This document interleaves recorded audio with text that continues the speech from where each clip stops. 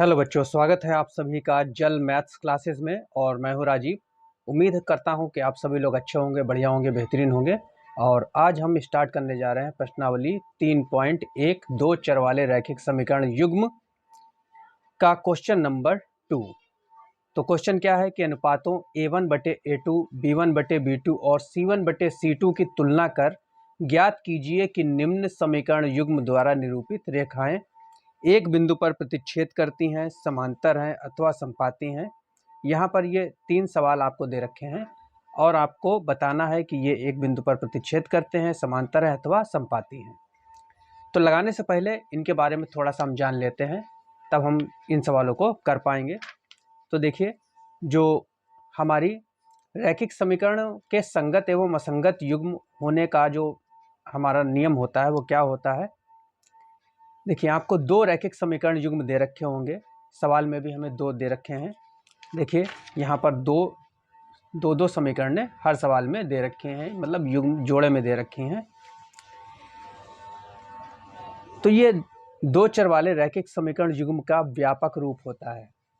तो ये पहली समीकरण आपको इस तरह से दे रखी होगी, a1x plus b1y plus c1 बराबर 0, तथा दूसरी समीकरण होगी a2x plus b2y plus c2 बराबर 0। जहाँ एक्स वाई क्या है, चर हैं। एक्स वाई क्या है, दो चर कहलाएंगे ये, क्योंकि दो चर वाले रैखिक समीकरण युग्म का हम सवाल लगा रहे हैं। और देखिए, ये a1 b1 c1 और a2 b2 c2 ये हमारे क्या होंगे, ये होंगे अचर राशियां हैं ये, मतलब इनकी जहाँ पर कोई संख्याएं, कुछ भी संख्याएं हो सकती हैं। अब देखिए, 3 कंडीशन हमारी होती हैं, उनको हमें ध्यान में रखना जरूरी होता है। हम यहाँ पर अनुपात निकालेंगे a1 और a2 का, b1 और b2 का और c1 और c2 का। यदि उन अनुपातों में देखिए a1/a2 इजकल टू नॉट, यानी बराबर ना हो b1/b2 के, तब ये प्रतिच्छेद करती हुई रेखाओं की कंडीशन होती है। और इस स्थिति में केवल एक हल होता है, जिसको हम अद्वितीय हल बोलते हैं। अद्वितीय का मतलब जिसका कोई दूसरा हल ना हो। तो ऐसे युग्म को जिसका हल होता है उसको संगत युग्म भी कहते हैं। देखिए, इसके बारे में आपको समझा देता हूँ। अगर ये हम सवाल लगाते हैं और ये कंडीशन हमारी बनती है, तो इसका मतलब ये होता है, अगर हम इसको ग्राफ पेपर पर दर्शाएं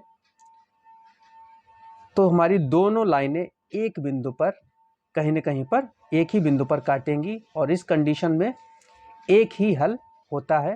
तो ये प्रतिच्छेद करती हुई रेखाओं की कंडीशन है। अब देखिए, दूसरी क्या है।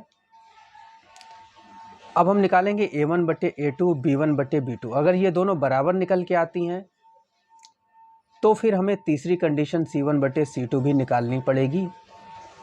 तो उसमें क्या होगा कि ये संपाती रेखाओं की कंडीशन होती है। संपाती रेखाओं का मतलब क्या होता है, जैसे एक रेखा जब हम ग्राफ बनाएंगे तो एक रेखा ये कोई है AB, इसी के ऊपर से ही दूसरी रेखा CD भी जाएगी। यानी कि पहली वाली रेखा को दूसरी वाली रेखा जो है हर बिंदु पर टच करेगी, स्पर्श करेगी। और रेखा में तो हजारों बिंदु होते हैं, अनगिनत बिंदु होते हैं। तो ऐसी कंडीशन में इसके हल भी अपरिमित रूप से अनेक हल, यह कंडीशन होती है इसकी, यानी बहुत सारे हल ऐसी कंडीशन में होंगे।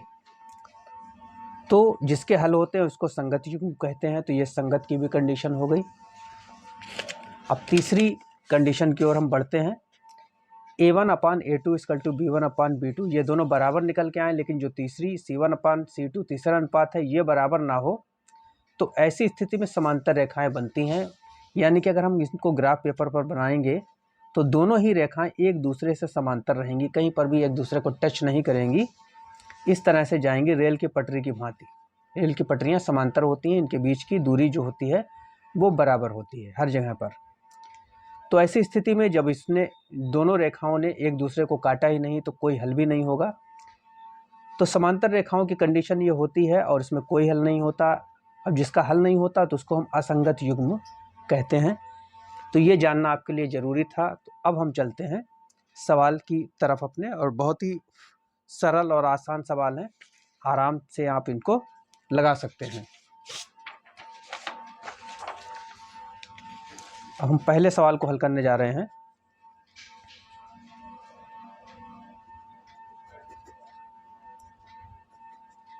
देखिए पहली समीकरण हमें दे रखी है 5x माइनस 4y प्लस 8 बराबर 0।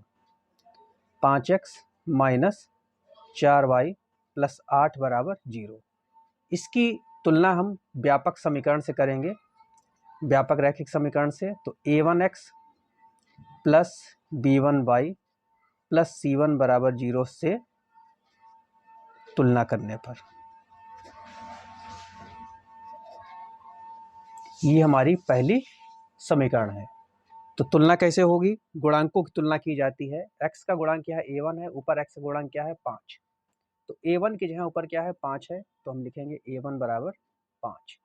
उसी तरह से y का गुणांक यहाँ क्या है? b1, और ऊपर y का गुणांक क्या है? माइनस का 4। माइनस चिन्ह जरूर आपको लेना है अगर माइनस लगा है तो b1 बराबर माइनस का 4, और c1 अचर संख्या है, मतलब इसमें x या y नहीं है, तो c1 की जगह पर ऊपर क्या है? 8 है, तो c1 बराबर 8।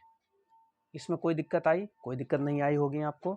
अब हम दूसरी समीकरण उतारते हैं, लिखते हैं तथा दूसरी समीकरण हमारी क्या है? 7x प्लस 6y माइनस 9 बराबर 0।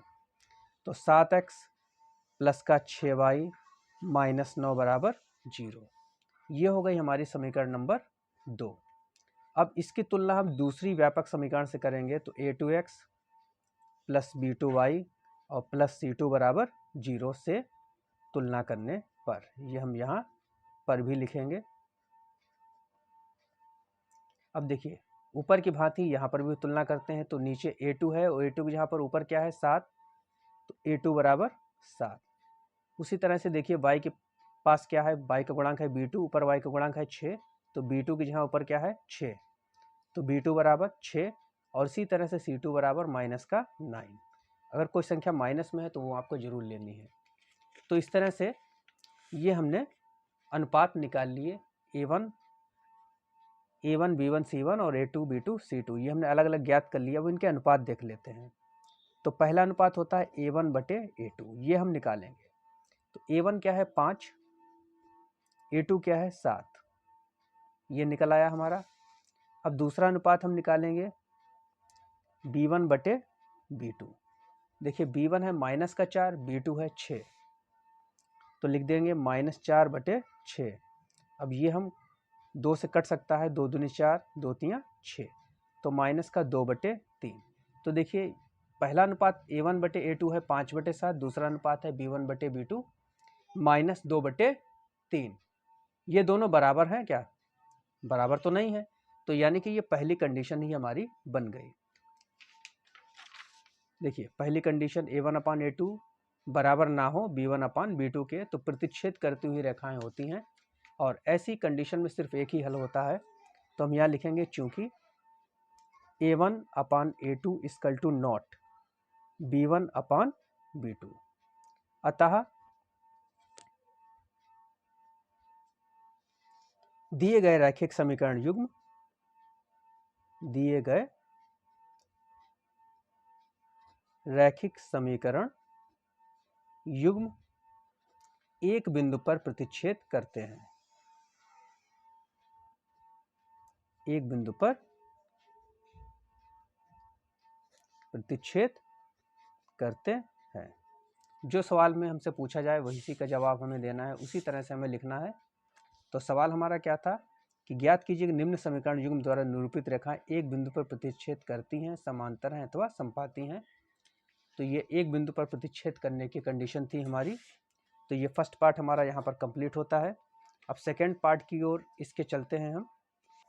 सेकेंड पार्ट है हमारा 9x प्लस 3y प्लस 12 बराबर 0। ये पहली समीकरण हो गई। तो इसकी तुलना हम किससे करेंगे? a1x plus b1y plus c1 बराबर 0 से इसकी तुलना करने पर।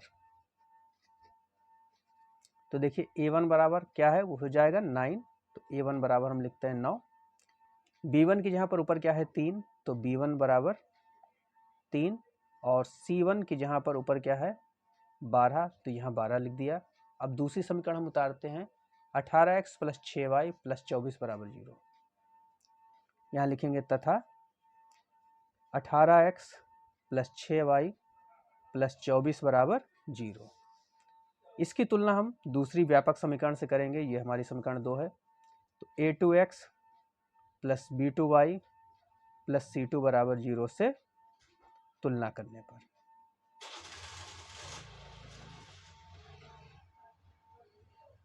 तो देखिए a2 की यहाँ पर ऊपर क्या है 18, तो हम लिखेंगे a2 बराबर 18। b2 की यहाँ पर ऊपर क्या है 6, तो लिख दिया 6, और c2 बराबर क्या है 24, तो 24। अब हम अनुपात निकालेंगे a1 अपान a2 का। तो a1 अपान a2, a1 है 9 और a2 है 18, तो 9/18 कट जाएगा। ये 9 कम 9, 9 दूनी 18, तो ये 1/2 आया। अब हम निकालते हैं b1 अपान b2। तो b1 है हमारे पास 3 और b2 है हमारे पास 6, तो 3 एकम 3, 3 दूनी 6, यानी कि ये दोनों हमारे बराबर आए हैं। बराबर ना होते तो पहली ही कंडीशन बन जाती। तो अब हमें तीसरी कंडीशन यानी c1 अपान c2 भी निकालनी पड़ेगी। तो c1 अपान c2 ये तीसरा अनुपात भी हम निकाल लेते हैं। तो c1 है हमारे पास 12 और c2 है हमारे पास 24। तो 12 एकम 12, 12 दूनी 24, तो ये भी 1/2 ही निकल के आए, यानी तीनों ही अनुपात हमारे बराबर निकल के आए। तो जब बराबर होते हैं तो ये संपाती रेखाओं की कंडीशन होती है।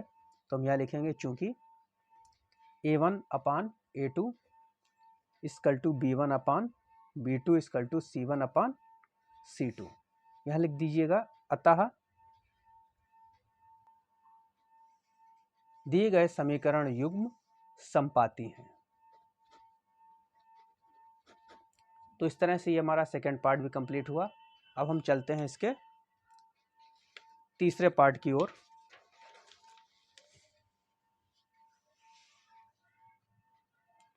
चलिए अब थर्ड पार्ट को हल करते हैं हम। तो दे रखा है 6x माइनस 3y प्लस 10 बराबर 0, ये समीकरण 1। अब हम इसकी तुलना करेंगे a1x plus b1y plus c1 बराबर 0 से। अब यहाँ पर थोड़ा सा हम डायरेक्ट इसको कर रहे हैं, आप लेकिन वैसे ही लगाइएगा जैसे मैंने इसके पहले दोनों पार्ट लगाए। हम यहाँ पर सीधे लिखते हैं a1 बराबर 6। अब तो आप पता ही लग गया होगा किस तरह से निकालते हैं। b1 बराबर माइनस का 3 और c1 बराबर 10, ये c1 हो गया। दूसरी समीकरण उतारते हैं तथा 2x माइनस वाई प्लस 9 बराबर 0, ये हमारी दूसरी समीकरण थी। और ये हो जाएगा हमारा a2 बराबर 2। b2 बराबर, देखिए y का गुणांक कुछ भी नहीं है तो 1 होता है, तो -1 लिखेंगे यहाँ। माइनस तो है ही, माइनस आपको जरूर लेना है। और c2 बराबर हो गया 9। अब इसके भी अनुपात हम निकालते हैं, तो लिखेंगे a1 अपान a2। देखिए a1 है 6, a2 है 2, तो 2 तियाँ 6, यानी कि ये निकल के आया 3। अब b1 अपान b2 निकालेंगे।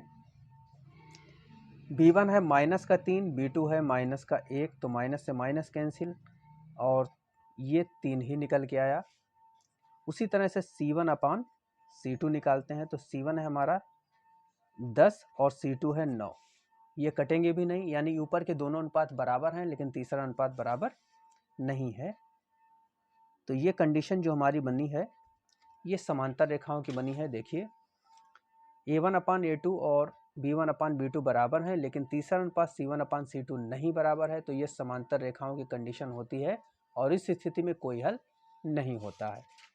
तो हम यहाँ लिखते हैं चूंकि a1 upon a2 equal to b1 upon b2 equal to not c1 upon c2, तो लिख दीजिएगा। अतः दिए गए समीकरण युग्म समांतर रेखाएं निरूपित करते हैं।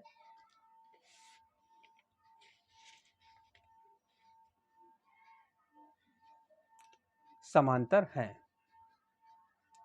तो ये रहा हमारा प्रश्न नंबर 2, पूरी तरह से हल हो गया। वीडियो अगर आपको पसंद आया हो तो इसे लाइक कीजिएगा, चैनल को सब्सक्राइब कीजिएगा और ज़्यादा से ज़्यादा लोगों में शेयर कीजिएगा। वीडियो देखने के लिए बहुत बहुत धन्यवाद।